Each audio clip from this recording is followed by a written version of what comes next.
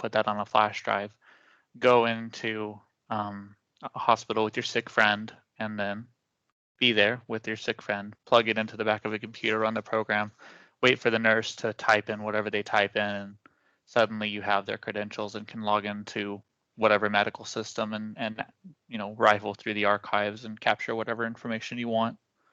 Later on, of course, after your friend is admitted into the hospital and you have free access to a computer inside of the hospital room where your friend is staying.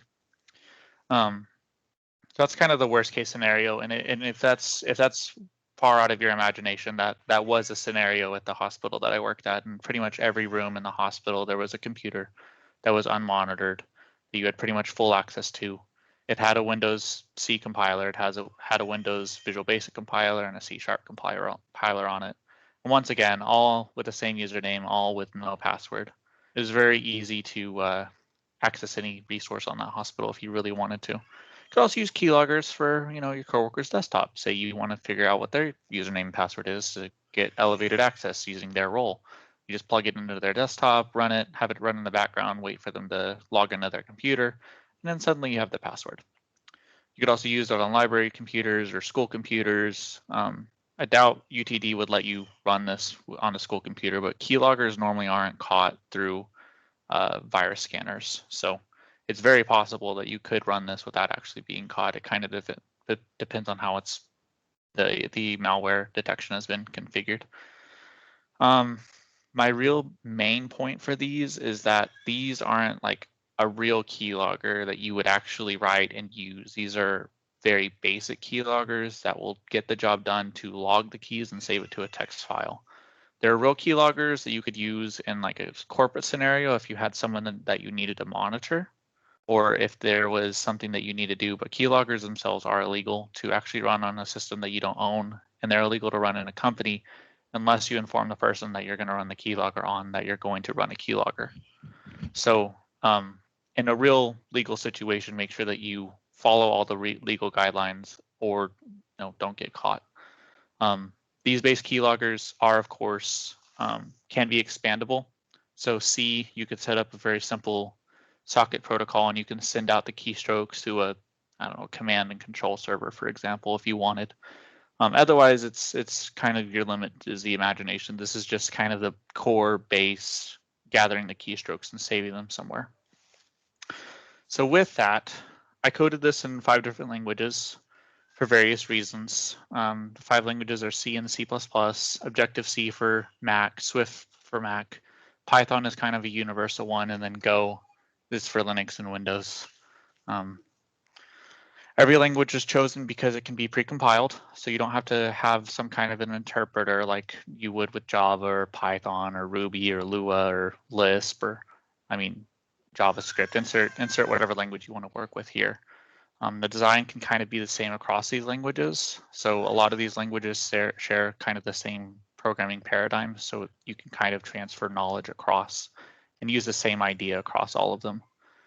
C and C++ kind of provide the master template, and then the other languages are kind of more OS specific. So Go is really easy to work with and compiled in Windows. Swift is super easy to work with, and it's really designed for Mac. Objective-C, of course, is the main Mac language. So that's another one that was used. And then Python. Python was a special request.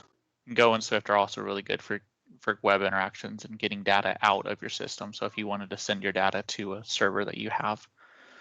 So why not other languages? Well, other languages, there are examples like Java. There's a link to a GitHub, which uses a JNative webhook, and that JNative webhook relies on a lib UIO hook, which is library user input output hook, and that is written in C. So even if you use a different language like Java, it all boils back down to the same C code. There's also examples in Rust, which is another compiled language, and for Linux, but there's no Rust examples for Mac OS. So points. Everything needs back to the same input events. There's no reason to code it in anything else because it's going to pull back to the same core hooks, basically. C and C++ are really the only cross-platform languages. Swift goes across from Mac OS to Linux, but not on Windows. Golang is on Linux and Windows, but not really Mac OS. Objective-C is really only executable on Mac. And so C and C++ are kind of the only like truly cross-platform ones other than Python. Python, however, does require you to install PinePut. So that is a library which is really good for getting mouse interactions and keyboard interactions, and that's the library that I chose to use. But if you do deploy it onto a target, that you're depending on that target having Python and PinePut installed on that, or for you being able to install it before you can run your keylogger. So basic design. OSs are different, languages are different. So high level design, you get the input, you set up a function to process the input, and you write an event file to the file with as much information in as few as characters. So for me, what that meant was a down arrow and the key name. So like if I pressed A, then that would be a down arrow and an A. And as soon as I let up on A, that would be an up arrow and an A. And so that way you have an idea of exactly how the keyboard was typed as the person typed it. And then quit on a certain key press, like in the Windows example, it'll be Alt-9, and in a Linux example, it'll be Control-C, and so is Mac OS. So with a certain key press, you can kill the keylogger. And that was kind of the basic designs. You could have it run any which way you wanted. You could have it even to where it doesn't die whenever somebody presses Control-C or Alt-9 or whatever your hotkey is that you want to define.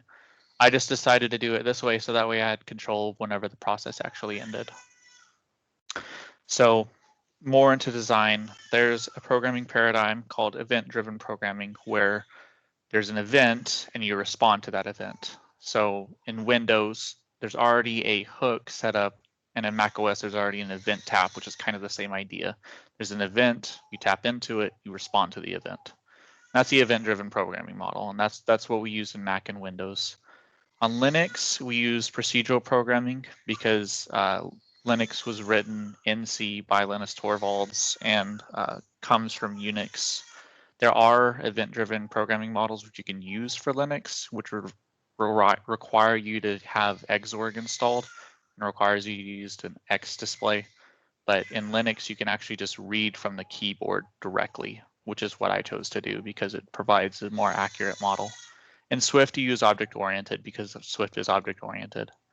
And then in Python, uses PyInput, which basically takes an event-driven model and then hides it behind a class. So in Python, we're kind of combining both event-driven and procedural and object-oriented. So what's the reason for all the differences? Why did I code it in so many different languages? One of the big things is every OS has a different kernel specification. So for one of the biggest examples that I wanted to show was virtual key codes. So whenever you have a virtual key code in an environment, basically your OS translates the letter A that you press on your keyboard into a virtual key code, which is then sent out to your system by the driver. And so the virtual key code 1 comes out 3 different ways. On Mac, it's the letter S. On Linux, it's escape. And on Windows, it's a left mouse button click. So there's no one single one shoe fits all OS's kind of a model. Mac OS and Windows have events to hook into. Linux, of course, offers that, but you have to use X, or you can just read from the keyboard, which offers you more control, like I said. If you want the key codes, all the virtual key codes are all within these links. No one has to write anything. I've got all of this in a GitHub, which everyone can pull from if they care to. So now, before I get into demonstration, I wanted to talk about some of the specialty keywords. I don't know how much programming experience everyone has, but there is basic like C programming, and then there's really specific programming that each OS takes. So Windows uses a notation called Hungarian notation, where you kind of prefix your word with a letter or a couple letters, which make it have a special meaning. So this first one is L result, and L means long, and result is, of course, result. So you have a long result, which means you have a register which points to your result. Callback is basically a definition of a function. W param means wide param. Instead of having 16 bits, now you have 32-bit parameter that you're passing in. lparam, long param, a 16-bit parameter once again. This one is a little weird. So the first letter is P, that's pointer. KB is keyboard. DLL is dynamic link library.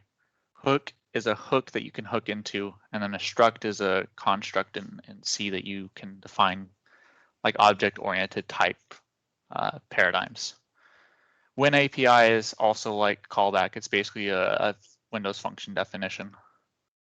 When main is the main Windows, I guess you could call it the main Windows program or function that you would call instead of writing main if anyone knows C at all. H instance, H in this case stands for handle, and handles are a way to point to programs. So with a handle, you can point to a program, you can point to a window, you can point to a lot of different stuff. But handles are kind of the way that you point to specific running instances of things in Windows. LP string is a long pointer, so a 16-bit pointer to a string of characters. And message is a struct, which is handled within Windows, and you'll see that in just a little while. And then hhook, once again, handle to a hook, and a hook is a kind of a keyboard that you can, struct that you can hook into. Special keywords on Mac, there's not as much, and I'll try to go through these a little quickly because I'm sure if you don't know C programming, you're probably going, what is all this? CG stands for Core Graphics, CS stands for Core Foundation.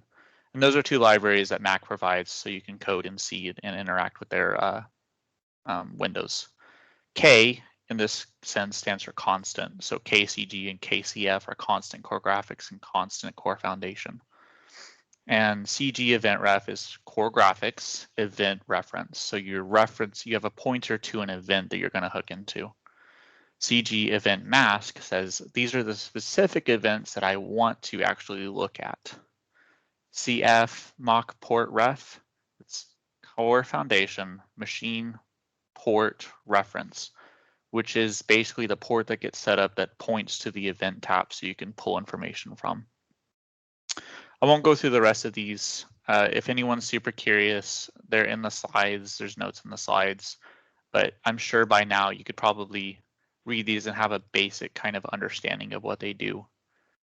I mean, you can see I have event tap create, event tap enable. So you're creating an event tap and you're enabling the event tap. And then the core foundation run loop run is basically the run this process until someone decides to either close the window or just loop indefinitely, basically. So now, before I get to the demo, does anyone have any questions? The demo is going to take up, I was hoping, more time than the presentation. But if anyone has some questions before I get started, I'm more than happy to answer anything.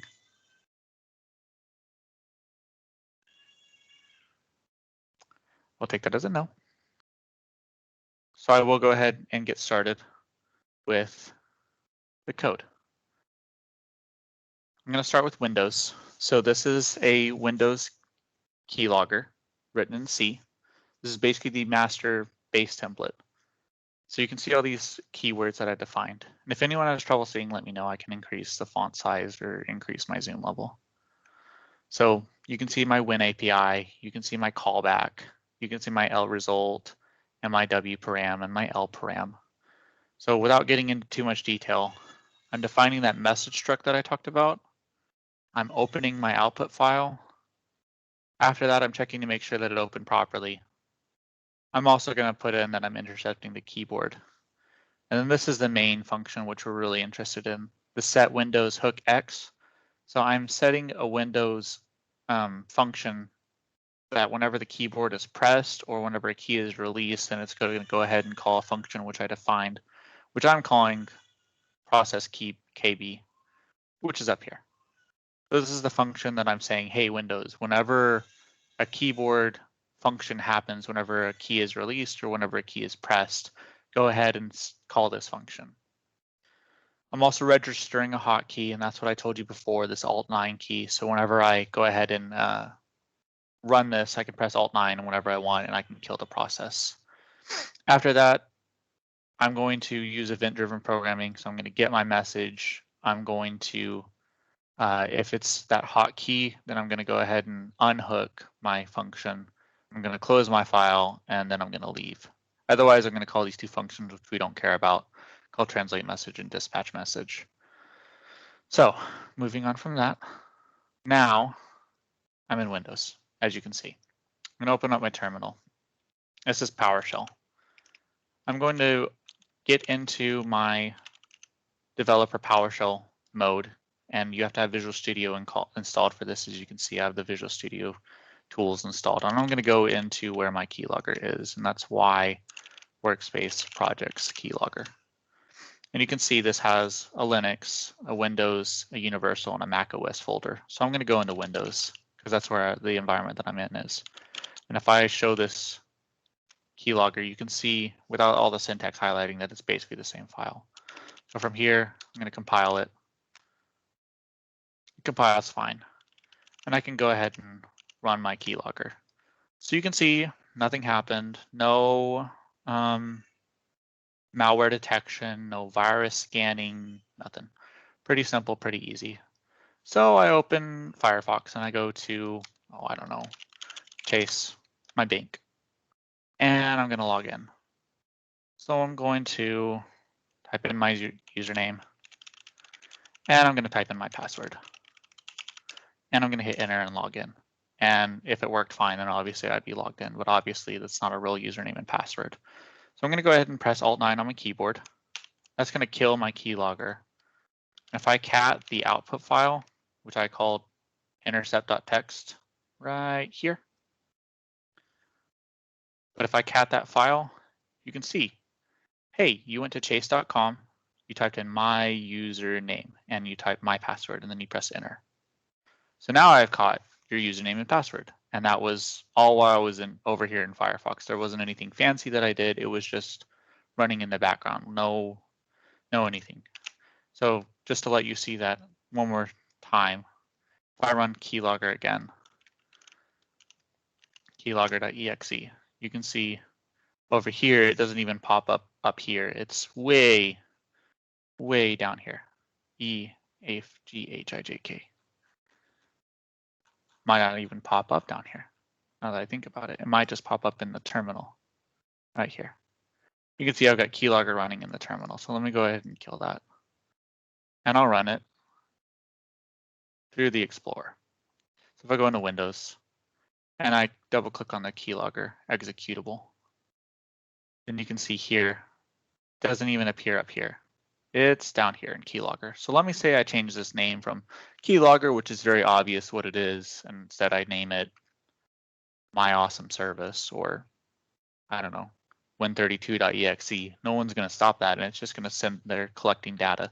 You unplug your flash drive, you take your information, you go upstairs, and happy dandy, you've got whatever information that you kind of needed.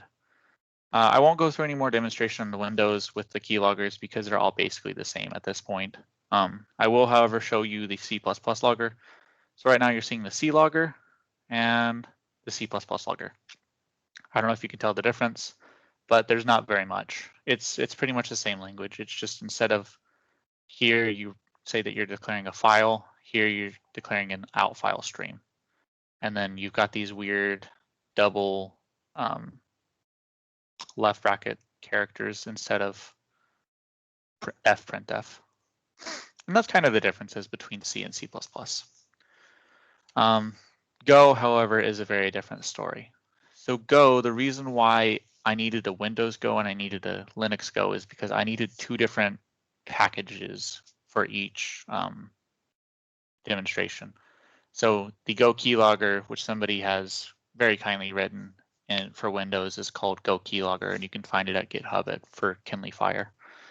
Basically, the idea is the same in both languages. You create a new keylogger, you create the out file, and then you get the keys. And while you're getting the keys, you just put them to the file. Same idea, basically, in the end. It's just this is a lot cleaner of an implementation. As you can see, I'm creating the file and checking for it, and 4 lines here. And then my entire loop is 5 lines of code versus C, which was, I don't even know, 10, 15, somewhere in there. So So that's kind of it for Windows. Now, moving on to Linux, which is kind of the one I wanted to go to next. This is kind of the way that Linux takes all this information. So I know this is a lot of code. I wanted to show you guys one specific part because it translates to Mac OS, and then I'll go over it in the Mac OS. I'll compile it and run it and show you that there, once again, there's no antivirus, anything. So the main program does basically the same thing. First, you have to be root whenever you run this kind of a program. So it's a little bit more secure than Windows. You have to have super admin access to be able to run it under Linux for all users. You could probably run it for yourself. You get your device input through parsing through the devices that you have connected to your system, and you determine which keyboard you want to use. And then you open the keyboard, and that's basically it. It's basically just a file in Linux that you can just read from. Now after that, you read from your keyboard, and if it's a down key, then you say down, and if it's an up key, you say up, and then you just print the key. Now those virtual key codes that I talked about come important here in the setup keys. So all of these keys, this key escape, key 1, key 2, these are all defined as virtual key codes, which all Linux distributions understand. The importance of this is that Mac does exactly the same thing. Their virtual key codes are a little bit different. Instead of being called key A, it's VK_A.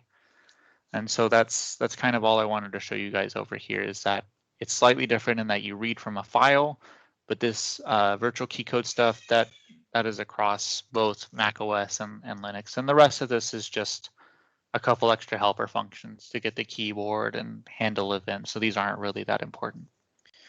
So I'm going to go ahead and get into my Linux terminal. You can see I'm here in a Linux system. So I'm going to go into my Linux directory, and I'm going to go ahead and make my keylogger. And you can see that I outputted gcc keylogger.c out keylogger. I'm going to sudo keylogger, put in my password, and then it's running. So now I'm going to go over to Teams, and I'm going to open the chat. I'm going to say hello, everyone. And then I'm going to go back in my terminal, and I'm going to go ahead and kill it. Now, you can see here that I didn't actually catch anything, which is a little unfortunate. But if I type a few characters here, well, okay then. I might have messed something up here then. Let me try one more thing. I think I know what I did. Okay, I'm gonna try it one more time. Hello, everyone. And then I'll switch back to my terminal over here, count my intercept file, and you can see that I clicked my left shift button. I typed H, I let H go, and then I let left shift go. I typed E, L, let E go, let L go, typed L again, let L go, O, space up, left shift. And you can see I get very, very, very granular with very little information here.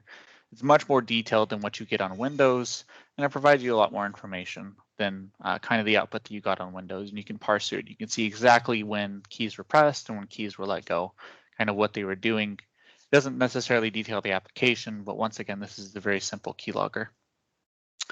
So that is Mac, or that is Windows, and that is Linux. So now this is a virtual machine, so I'm going to go ahead and shut this down. And I'm going to go show you the code while my Mac OS system boots up, my Mac VM.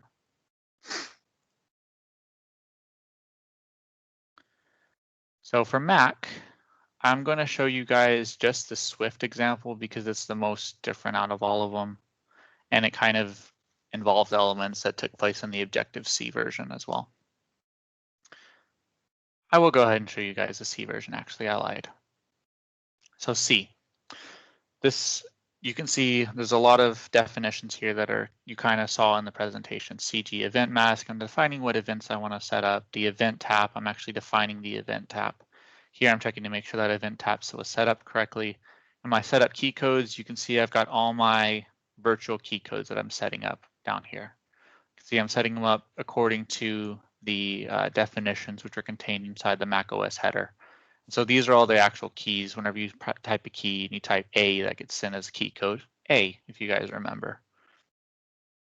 So after I set up my key codes, I'm setting up my loop, tapping into my tap, opening my output file, and then I'm just looping over that, outputting keys into my event file right here. And that's the same kind of idea with Windows. Windows and Mac both use that same.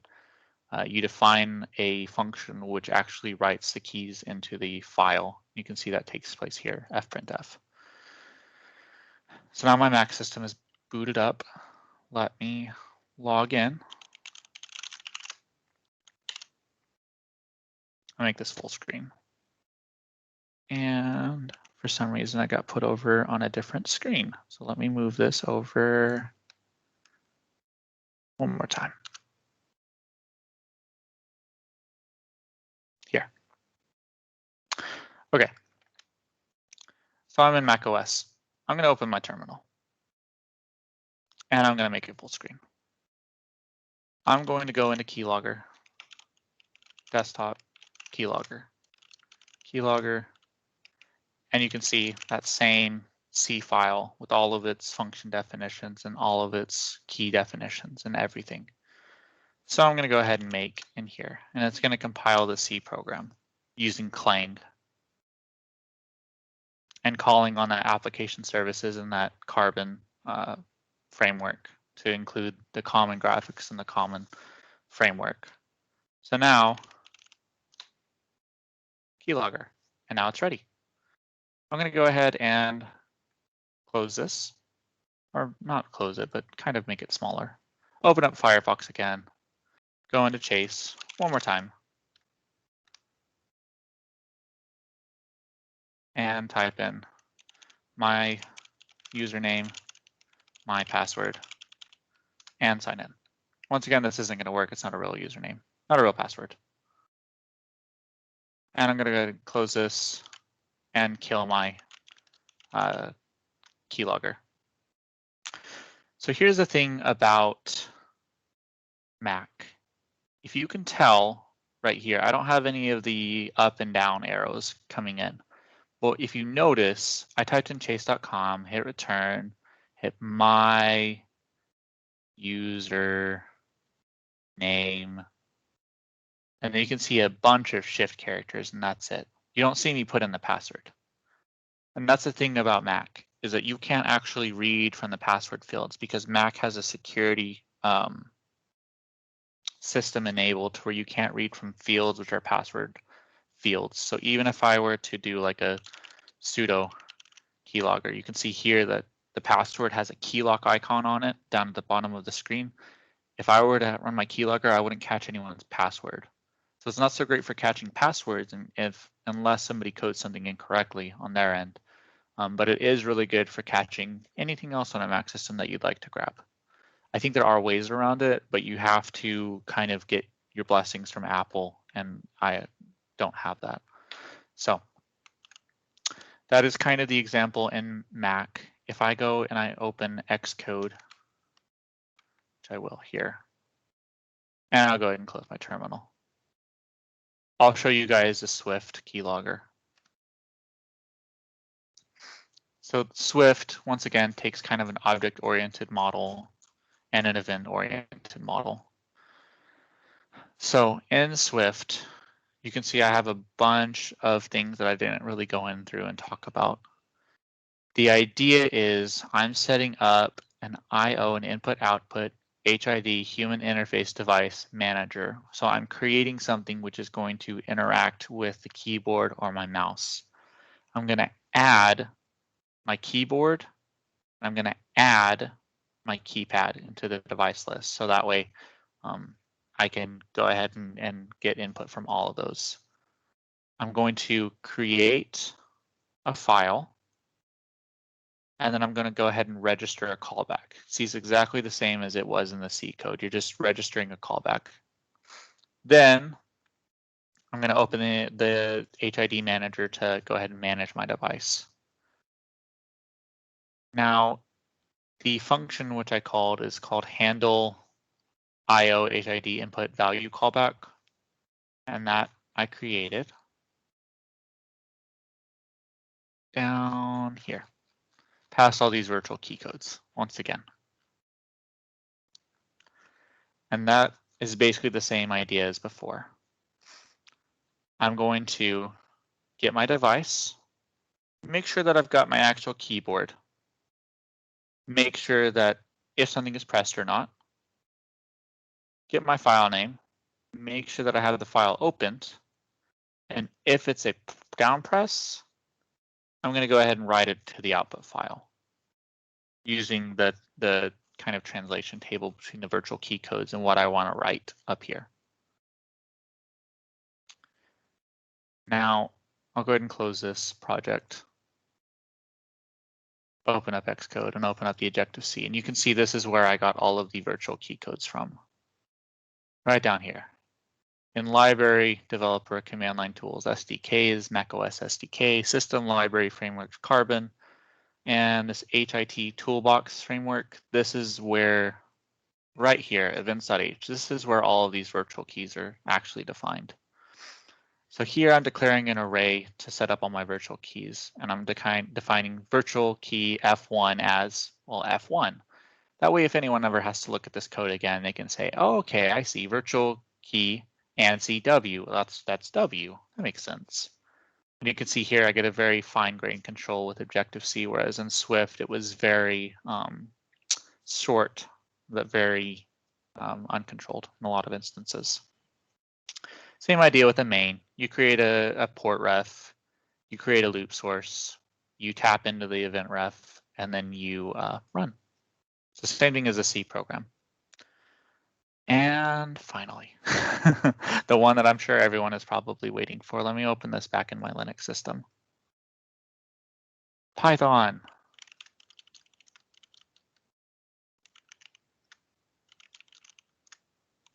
This is it. All 30 lines of it. Universal keylogger.py. 47 lines, but some of that's comments. I get py input. I open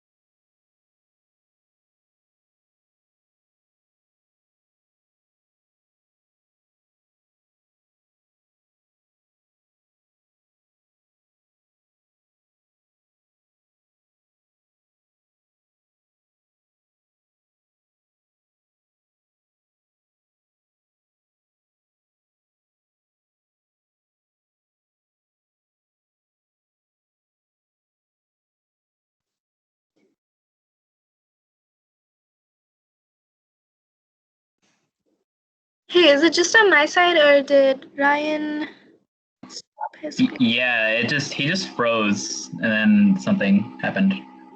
Okay. Let me check on that. Okay. I'm sure I think it might be his internet connection, so he should probably be coming back, but I'll check too. Yeah, would you be able to message him, check what's going on?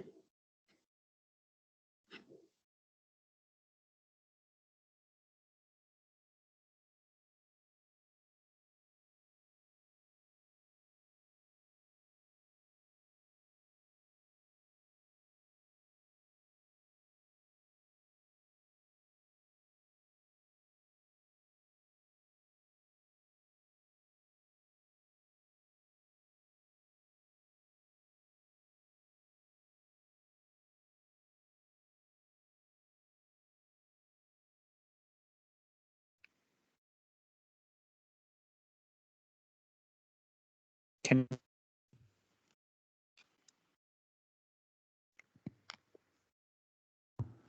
Hi, Ryan.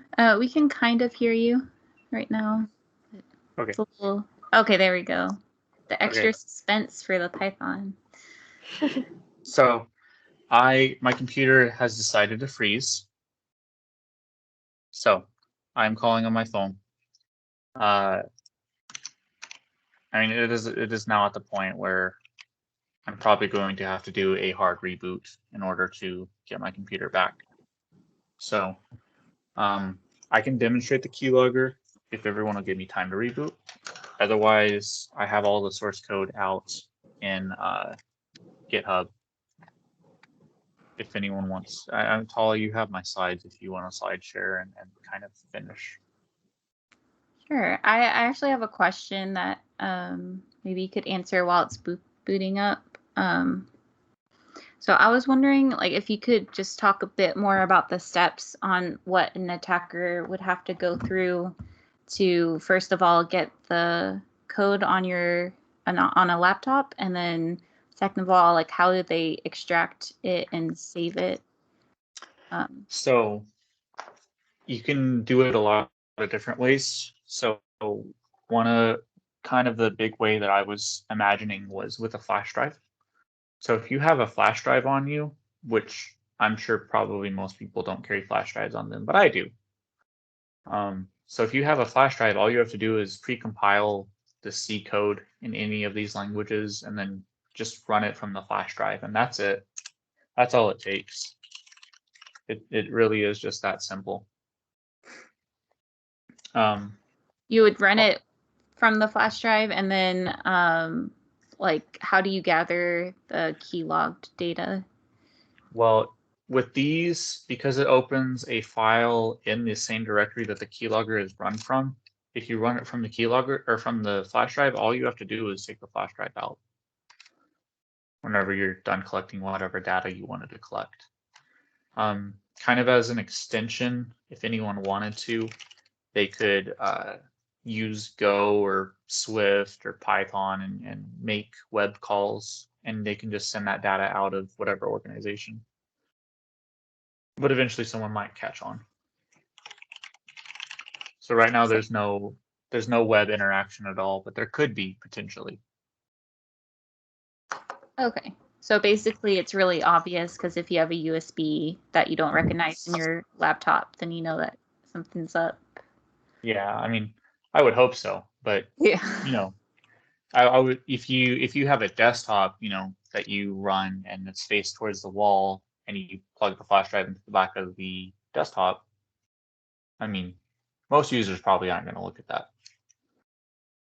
Or if it's under the desk, probably no one's going to think twice if it's way back down there, because no one wants to get down and down into the depths of their desk and look for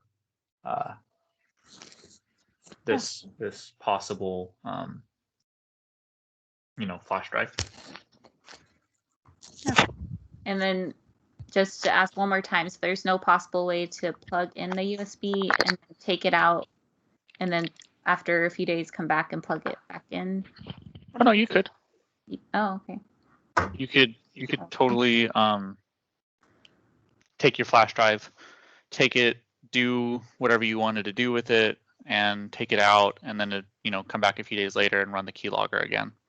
Okay, because it can run and collect data without the flash drive in the computer, so that makes sense. Yeah, it totally can. And you can, I mean, you can send it to any output file that you wanted. I just chose one that ran in the same directory to make it simple enough for everyone to kind of see and understand.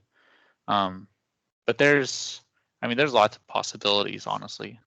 You don't just have to send it to a file. You could send it across the network. You could, I mean, you could, the possibilities are honestly endless. This is more of just a simple demonstration of what it would take in a basic manner to be able to collect data and save it to a file.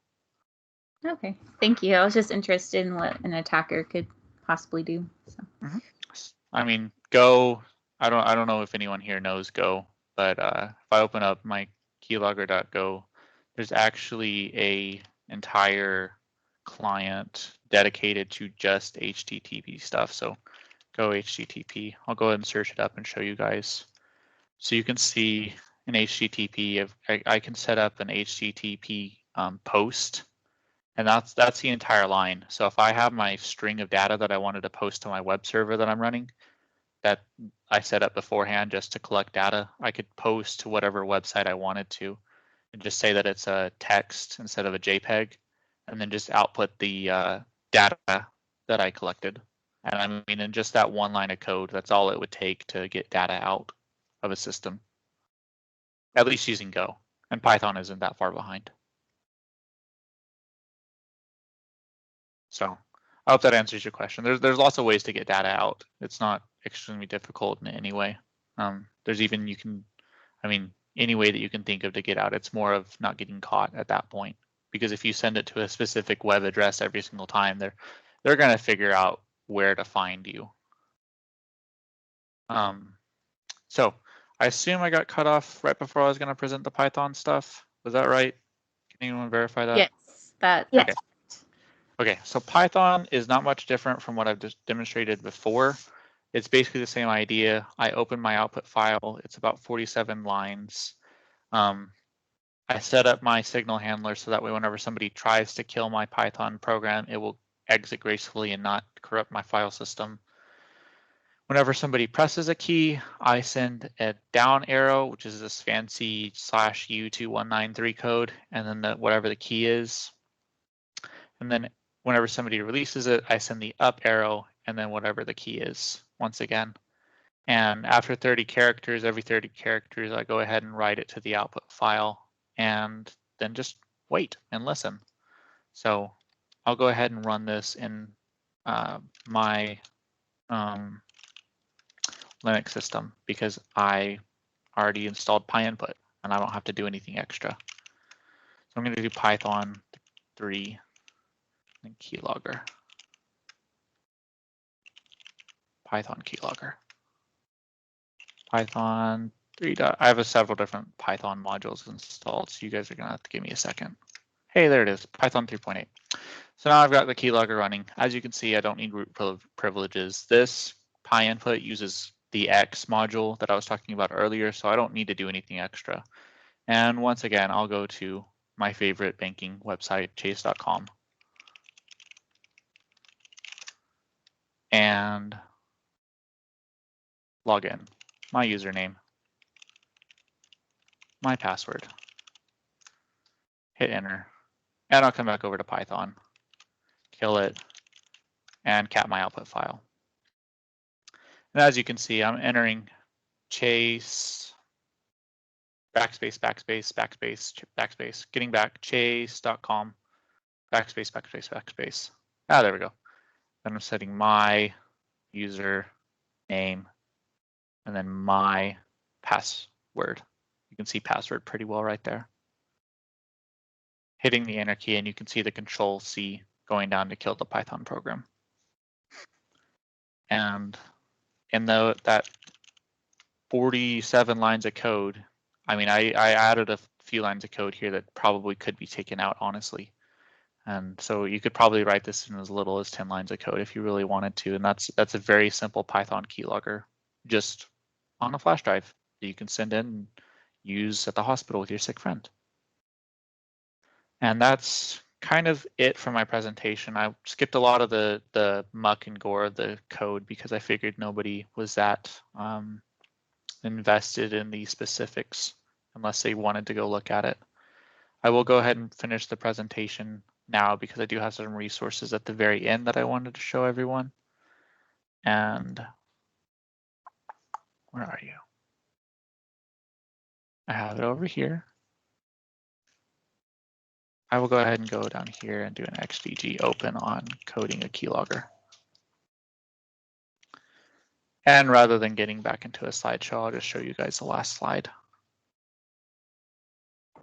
So first, Q&A. Does anyone have any questions that they'd like to ask? So for the keyloggers, would a regular antivirus program detect it, or are there specific programs to protect it from keyloggers? I'm sure you could configure any keylogger to protect it, but I'm assuming most people nowadays probably use Windows Defender. And the system that I tested on Windows uses Windows Defender at the default settings. So Windows itself doesn't catch anything. Linux doesn't normally come with an antivirus offer. You kind of have to install one, and it's called ClamAV, and it didn't catch it either. Mac, I had to give it a special permission to run, but it was an accessibility permission, which most users are going to see, and they're going to go, "Oh, accessibility? Yeah, that's okay. That's fine. You can have that permission. That's okay." So not really. There might be some specific software which would catch a keylogger, but I didn't look too hard into which ones those would be, because these kind of hook into functions which are kind of used throughout a lot of code. I mean, imagine you press Control-C in a window, and instead of killing whatever program you're running, you copy text, right? Or Command-C in a Mac. I mean, that's handled through these same kind of event catchers. Instead of the process being killed, it copies text. Control-Z, another example. You undo an action. In the terminal, the actual signal means stop. So Control-Z is another one. So like, I mean, these things are kind of built into the core of whatever OS you're running, which is why I chose them. I would imagine it would be very difficult for a malware detection to actually catch this kind of stuff. Any other questions?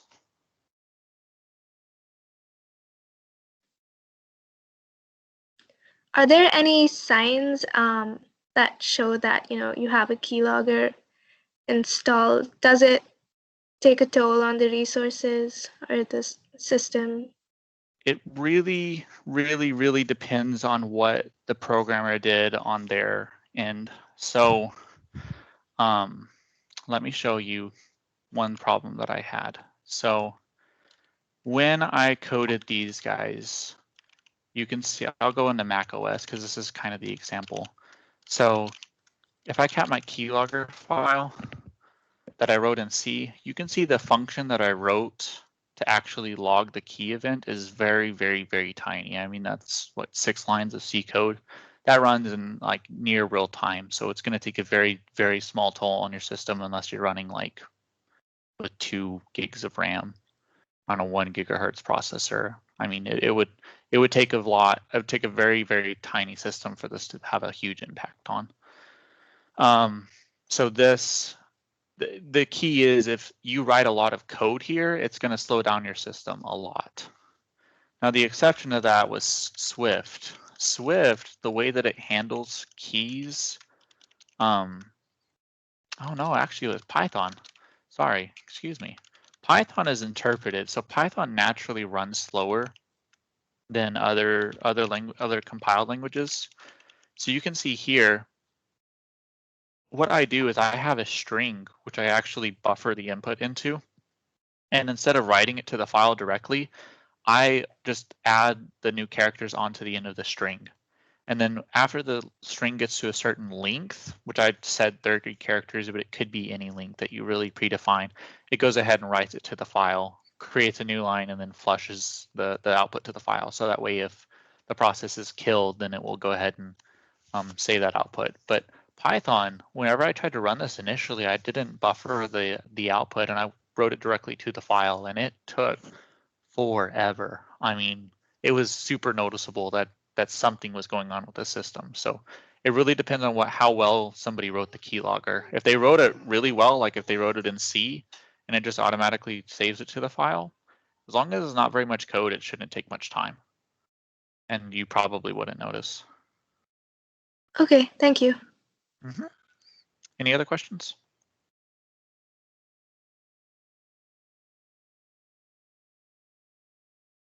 Okay. Actually, Well, I okay. had a question. Sorry. No, it's I fine. was wondering if you could show the C code and like maybe just talk about what each line does. Yeah. Do you want to see it in Windows, Linux, or Mac? Windows, please. Okay. Yeah. So Windows is the shortest. So let me open this in code, Visual Studio Code. because it's got great syntax highlighting. Okay, so line by line, I'll go through Windows since probably pretty much everyone here runs a Windows system. So this first define, this Win32_Win_NT, Windows went through a big change whenever they moved to like Windows 95. They called it new technology. So anytime you see NT, that's what that stands for. And so what this is defining is a hex value 500, and that's defining that I want this to be able to run on a Windows 2000 system and up. So if I had a Windows Server 2000, so now 21 years old, I'd be able to run this same program without any changes after I compile it. The header below that, I'm including the Windows header, which defines all of these L results and callbacks, and Win API and Win main, and all of these strange names that don't really mean anything unless you really get deep into the Windows API. Standard IO is stdio is the standard input and output header, and that's kind of what defines how you interact with files, how you create files, how you write to the command line, all of that stuff. The next one, pragma comment lib user32.lib. User32 is the actual library which provides all of the keyboard and mouse interaction functions. It provides a lot more than that, but for this instance, this is the library that you need to include inside of your C source file to be able to actually hook into this hook that I did down below, the set Windows hookx. That's where this function actually gets defined. Is in that library. Line 6, I'm defining a file which is actually just a pointer to a IO, an integer, honestly. And that integer defines a file, and that's how C works with files. It just defines it as integers. So 0 in C is input, 1 is standard output, 2 is standard error, and 3 and up is free game. So probably this file got defined as 3 instead of anything else. lresult, callback, process KB, and encode wparam event, lparam KB. So let me break this down. lresult is a long result, so I'm returning a result to a pointer to a function, which is this right here, this call next hookx. That's just saying this is the pointer to the next function, which to call back. So if you have a chain of events, then instead of you just calling one event and stopping processing, it'll go ahead and call the next event in the sequence, if that makes any sense. The int encode, that encode isn't used other than to pass it to the next process. It doesn't really mean anything. This wide param event, this is the actual, whether it was a key up or a key down. This lparam KB, that is a long pointer to a parameter which points to a structure which is called pointer to a keyboard dynamic link load library hook struct. And that is basically the structure which contains the event information. So what key was pressed, what virtual key code is there actually, okay? And so I'm casting that into this struct right here, as you can see in this next line. So instead of having a unknown, whatever the heck this is, I actually have a structure which I can use. And so after that, I check to see if the event was a key up or a key down. And in this case, I'm only concerned with the key ups, and those are the only ones that I actually write to the file.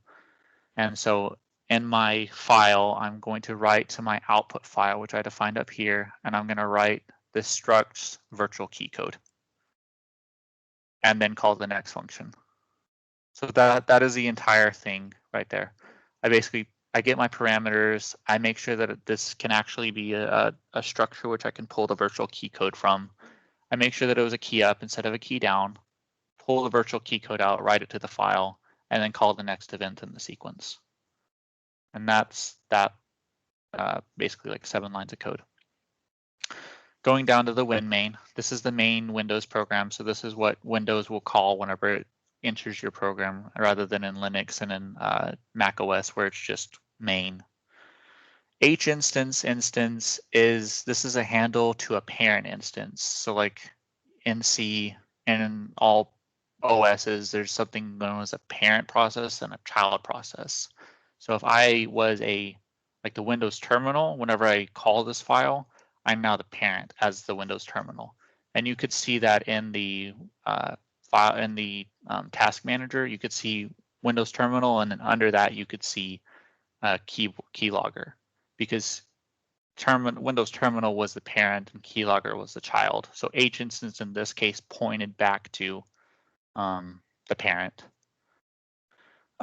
H previous instance, kind of the same idea. Long pointer to a string LP command line. This would be any arguments that you would pass into the keylogger itself. So if I said keylogger 1, 2, 3, 4, 5, 6, then that would be what this string is. And end show command is not, I mean, it's basically how do you want the window displayed if this is a window program?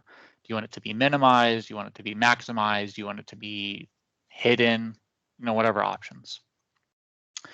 Line 17, message. This is another struct which defines a message, which is used in Windows kind of window programming. So if you wanted to create a GUI, what GUI does is it's event driven. So you click a button. Well, that button creates an event, and that event is processed through this message.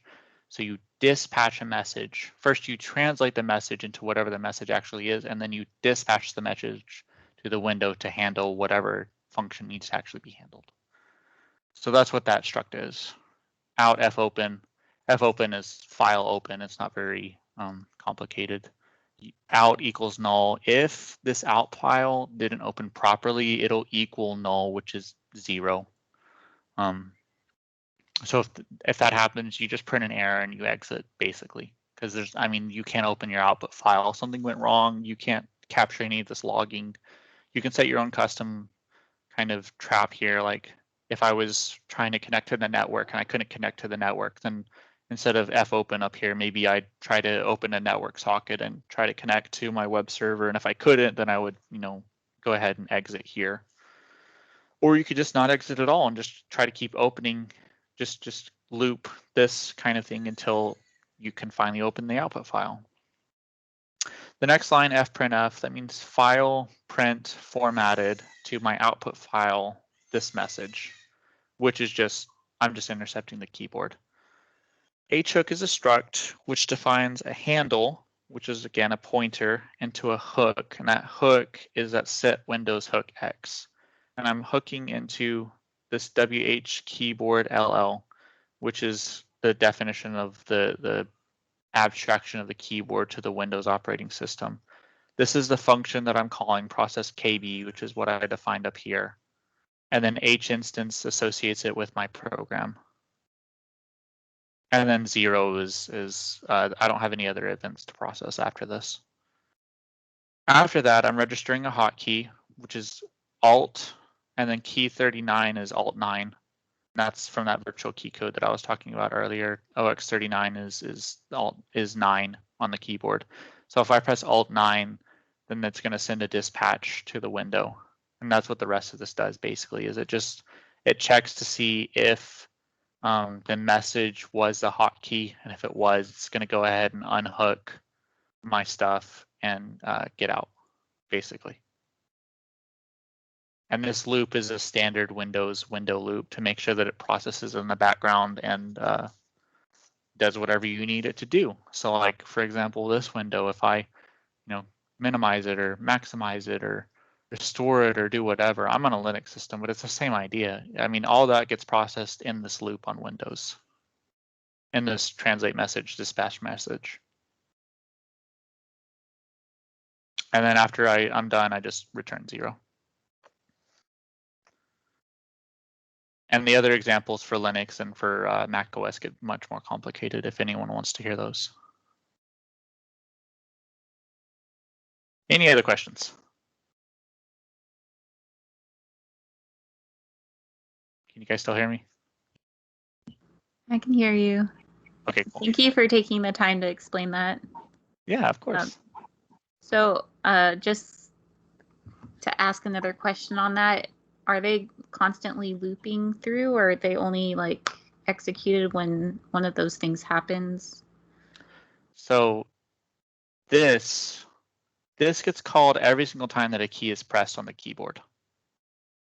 Okay, so every single time that a keyboard press happens, this function gets called, which is why it's super important that you make it super small, because if it takes, you know, half a second every single time that it gets called, it's going to take a lot of processing time out of your system, and somebody's going to notice that you're running a keylogger or something. So every time that a key press happens, that function gets called. Now this down here, this only gets called every time that something happens that would cause a message to be dispatched, which in this case, because I registered this hotkey, anytime that I press Alt F9 or Alt 9, it's going to go ahead and dispatch a message through this loop. So what you don't see is, imagine you have this program which runs in a little black box, and you're basically handing Windows a little line out of your little black box. And anytime that this Alt 9 is pressed, it says, hey, this window said it needed to be called. So it taps on your string and says, hey, Alt 9 was called. And so control is passed back to your program, and it runs through this loop, and it checks to make sure that it actually was a hotkey that got called, and then exits, because that's what I programmed it to do right here. But it could do, you know, whatever. It could ignore it, or it could, you know, write out to the output file, you know, F9 was pressed, or Alt 9 was pressed. I mean, you could have it theoretically do whatever you wanted it to do. It's just, it was simple enough as a hotkey to kill the program rather than Control C. Okay, that makes sense. Thank you. And that's how event-driven programming runs. Is it doesn't run in a top-down kind of a fashion. It runs on an event happens. If you have a hook into that event, then your code gets called, and then you pass it on to the next guy. Any other questions? Shauna, I think I saw you wanted to talk. Is that true or no? No, I didn't have any questions. Okay, cool. Okay, well, that's it. This is the QR code tall, I believe, for the cybersecurity club, right? This one's for the one that we admin. So this is a QR code just for, in general, anyone who wants to talk about cybersecurity. We have people from California and Missouri, and just working towards like reaching out to anyone from any school. And we have great discussions. So if you'd like to join, that's the QR code for that. I also do a Tech Tip Tuesday. Yes. Sorry. I'm really big on my Tech Tip Tuesday. I like doing my Tech Tip Tuesday. Yeah. So these are all of the resources. The Win32 API, which I mentioned, which provides all the keyboard and mouse inputs. There's a Java keylogger. There's a Rust keylogger for Windows, or a Rust keylogger for Linux. Rust is another compiled language, which is why I chose it. This kind of tells you about Hungarian notation and why they use it, why it's L param and W param and callback and all those things. These are the virtual key codes for Windows. The virtual key codes for Linux.